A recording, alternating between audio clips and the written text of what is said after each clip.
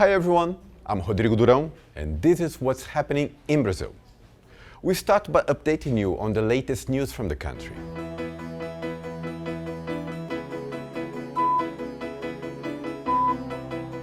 The first meeting of representatives of the Bric countries, the so-called sherpas, took place on the 26th in Brasilia.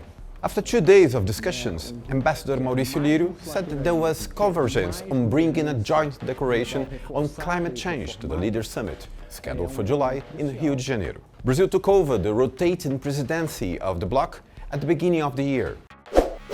Amazon deforestation increased by 68% in January compared to the same period last year. According to data from the Institute of Man and the Environment of the Amazon, the state that has cut down the most forests is Mato Grosso, in the center-west of the country. The state is Brazil's largest producer of soybeans and also has extensive pasture land. The unemployment rate rose to 6.5% in the quarter ending in January. Despite the increase, it is lower than in the same period last year. This is the second consecutive increase in the indicator after it registered the lowest level in the historical series, which began in 2012. In total, 7.2 million Brazilians are unemployed.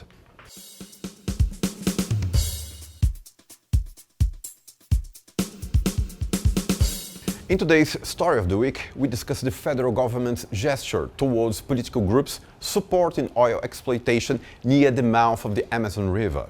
President Lula argues that Brazil has the right to know the area's underground wealth.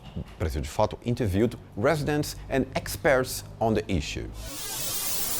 Brazil's accession to the Charter of Cooperation among Oil-Producing Countries, a discussion forum linked to OPEC, was announced by the Minister of Energy, Alexandre Silveira, as a tactic to discuss financing for the energy transition in the country. However, the move, which came in the face of statements by President Lula in favor of allowing oil exploration permits at the mouth of the Amazon River, has raised alarm bells among environmental organizations. They are calling for the president to take a firmer stance against fossil fuels, especially in the year of COP30, which will take place in the Brazilian Amazon. Environmentalism itself is somewhat divided in this debate. The energy transition debate can be understood in different ways within different processes. Some people think it's worth having oil exploration so that the country can invest and make the transition. Others say it is not worth it. I'm among those who believe that no, oil extraction shouldn't take place precisely because the people I work with today haven't been consulted.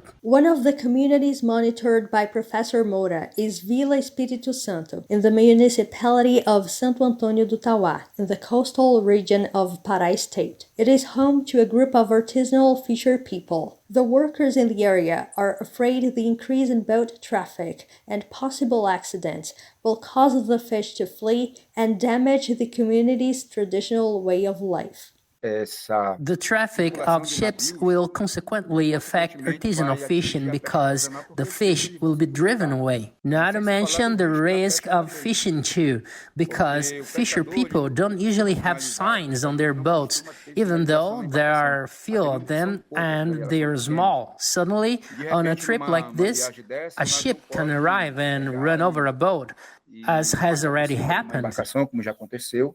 I want to say here how important it is for us to analyze how this affects traditional communities, but also from the point of view of the policy we are defending.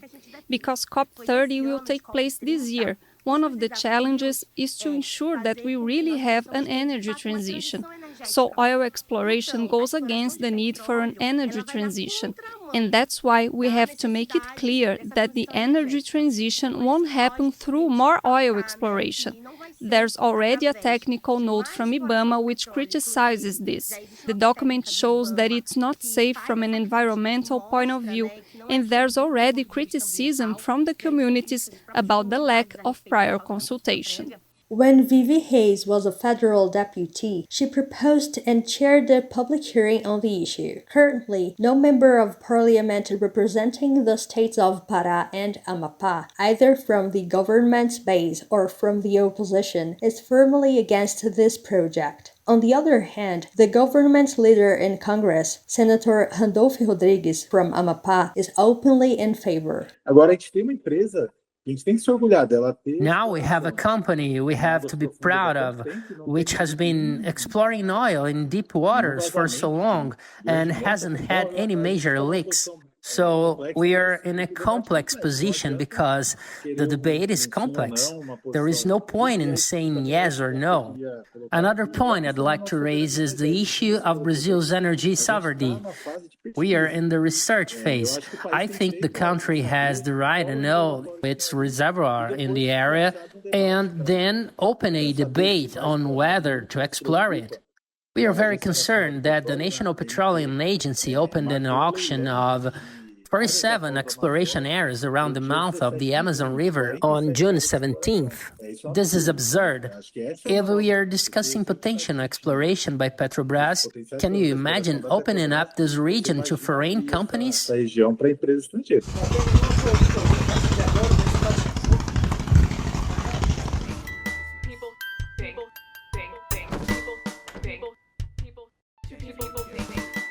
On this week's edition of Culture Talk, you will watch an exclusive interview with singer-songwriter Sandra Sa. Dubbed as Brazilian Queen of Soul, she is a reference on the music scene.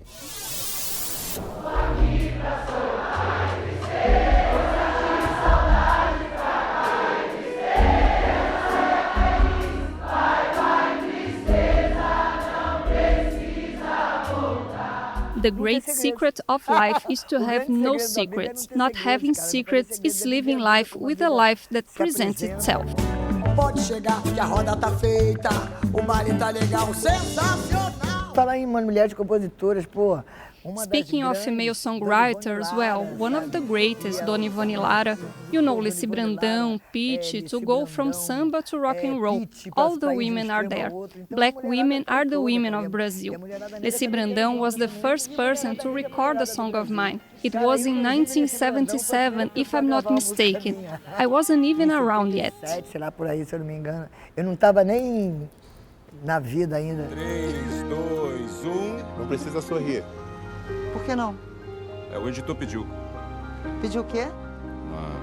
Uma foto menos feliz. Nós vamos sorrir. Sorriam. Ainda não consegui ver. Eu estou atordoado. I haven't watched it yet, which makes me sad. But basically, that's a movie I'm going to see, knowing the story because I lived in that period.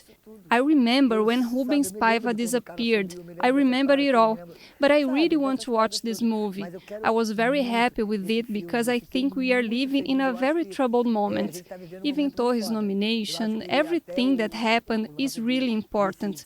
It's good that people know it because people are, I don't know, some people are delusional. I lived through that period. Only those who lived through that time know what it was, and I did. I was in high school at that time. I know it happened. I felt it on my skin. Things that happened with my friends. People I never heard about after that. Where's Mary? What about John? It was like that. They disappeared.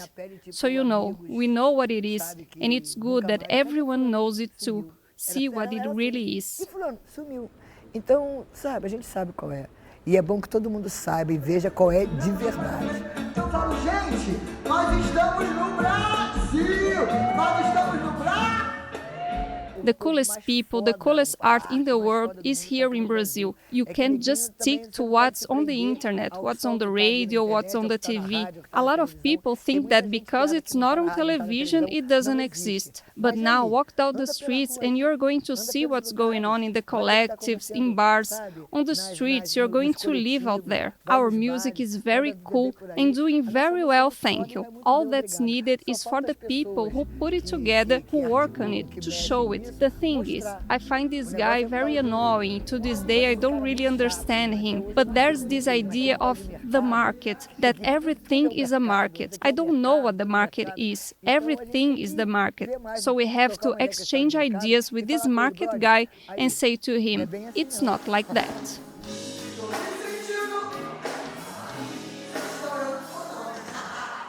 I live without whining too much, because if you have too much going on, too many plans on your head, then you want to draw up that plan. But suddenly you end up missing out on a lot of things that are around you. I live like that.